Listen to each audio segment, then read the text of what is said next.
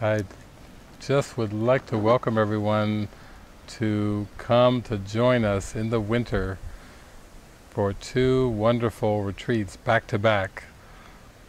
One of them starting at the beginning of, it's actually the beginning of the retreat is the beginning or the end of the Mayan calendar, the 21st. The solstice, yeah. Solstice. No, December 21st. December 21st to December 28th. Christmas. And then we have another one coming up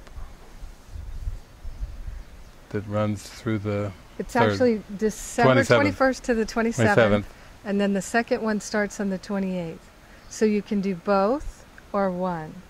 So if you can spend Christmas and New Year's with us, or just Christmas or just New Year's. Yeah, yeah.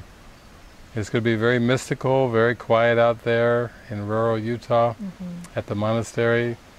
We've got a cozy main house. We have a fire burning there, keeping us all toasty and warm, and some nice chairs to huddle around and have beautiful sessions, beautiful walks. It's gorgeous in the wintertime there. Absolutely gorgeous, yeah. You feel so nourished and healed by the nature there. It's just this pristine, beautiful, unspoiled land. It's gorgeous. And I'm sure we'll do some silent walks. And we don't know if we'll have snow or not. Oh, you never know what you're going to get out there, but it's good for these kind of meditative retreats. It's a very good setting.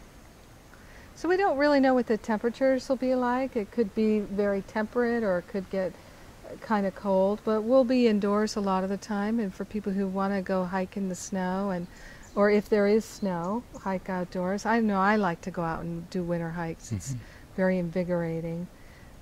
So we'll have opportunities to do all kinds of things. And but mostly we're going to be together, be in retreat and restoring and meditating and playing. Yeah. Yeah, it's just a nice time it's a great way to end the year. The first retreat will be kind of a focus on ending the year in presence and going deep inside, and it's kind of giving yourself a space to be away from distractions, to be with like-minded people, to sink inward. You'll always get great mirroring that goes on in these retreats, and not a lot of other things, externals and distractions there. And it's so important. I think it's important to end the year on that kind of note, and also to start the new year on that kind of note, because your mind training goes on all through the year, but even in A Course in Miracles, Jesus talks about the importance initially of ending the day well and starting the day well. Just when you're going through these mind training phases, you need every bit of support and every boost that you can get during these times. I don't know about you, David, but I've spent many New Year's in retreat and in silence or in community, and I've spent a number of Christmases just all by myself in contemplation with the Christ presence and being in retreat. And at that time of year, there's no question, there's something extraordinary energetically that's going on. And the Christ presence, I think, is extremely palpable. And so for us to gather together with a high and holy intention, there's no question that it will be, I believe, easier to transform and to transcend limiting thought patterns, to set aspirations for the new year versus resolutions. Yeah. We don't need to resolve, we don't need to make ourselves a muscle through setting resolutions. We can open our heart and mind to high aspirations together. Yeah, it's great, but it's that synergy of all being together, because when you're there together with a group, you just feel that inward momentum of it, and you can just go with it and feel that sense of, okay, we can do this. We're gonna make it more committed, more certain, more clear in our mind, and you have all those reflections of support of everyone doing the same thing. So I think it's just a great way to end the year and start off the year. And sometimes you need to be stepped away from your everyday activities to do that. And this is really a golden opportunity for that. I look forward to it in the sense of I like that. I have had those stepped back times and just being there with God, being in presence, and instead of kind of doing the partying and all the things that I've done and other people have been doing, it's really kind of a time of devotion for me. Yeah, far more productive than after Christmas sales and or last minute shopping and things like that. And many people have a tradition of spending the holidays with their family, and you might be amazed that your family would be okay if you did something else. I know I've experienced that my family loves to have me with them at the holidays, but they totally survive if I'm not there too. And it's such a loving, nurturing thing to do for yourself that when you go back to your family, you're the gift when you return. Revitalized, refreshed, ready for whatever the new year is going to bring to you, not feeling you have to react and respond to the world, but feeling centered, feeling like you can extend, you have a gift to extend. That's the ultimate. We want everyone to feel that gift that they have and that they are, that just ready to radiate and extend out. And nothing more simple than that, but also in a world where you have a lot of thoughts and you can get caught up in the rat race and the busyness, it's no small thing to give yourself time to settle in and sink back. And to do it in community with like-minded souls is really something extraordinary. It's, as you've said in the Living A Course in Miracles series, that our spiritual practice is really, it's 99% the practice and 1% understanding the principle. And many times the most awake, enlightened person is not reading any spiritual books. They're simply really committed to being loving. And that's the thing that we get to practice in community together. And it's really exceptional how when you're sitting in prayer and meditation day after day together, and we'll be watching movies together, mystical movies, and having great conversations, teachings, then doing that in community, something opens up inside of you. I know that's why I have gone on meditation retreats so many times at New Year's and had the most profound shifts of my life in those silent meditation retreats because of the group energy. I really think there's something that opens up in that space. Yeah, it's a strong symbol to the mind, because for many, training the mind to be still is not something that comes easy. It seems to require a lot of effort, but there's something when everyone joins together and you look around in every direction you look, you see that devotional look on their face. When your eyes are open, when you close your eyes, you go in, you can start to feel that energy. I know I've had gatherings where we've sometimes held hands even, and you can feel the current of energy just coursing through the hands, and that's a cool feeling too. And these are all helpful, little nudges from the Spirit to say, thank you, keep coming inside, and we're looking forward to that. So one of the key things is the aspiration that you bring with you.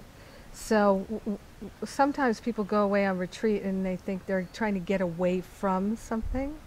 But here what we're really doing is we're opening to something. We're opening to the Christ presence, which really doesn't have that much to do with Christmas, but there is something extraordinary at the end of the year, the beginning of the new year. There is such a global consciousness around that turning of the calendar, and particularly this year there's never been ever in human history, I don't think, so much energy around the winter solstice and the end of a calendar. So we're going to be in community celebrating that together. Yeah, people have a lot of ideas about the end of the Mayan calendar, or some call it the end of time, and positive and negative things and so forth, but I think we're both, Jennifer and I, we just are settling into this deep presence, there's a stability, there's a continuity in God, in the presence, that's not really looking out to form and to form changes. We're wanting to change our perception of the world and maintain a peaceful, loving, non-judgmental perception of the world. And so I think both of us receive a lot of questions around the end of the Mayan calendar, but we both are saying very similar things. We have a lot of joy, and we're open to anything, really. We really don't have any kind of form expectations, but we do know the presence, the feeling that we'll feel with this event.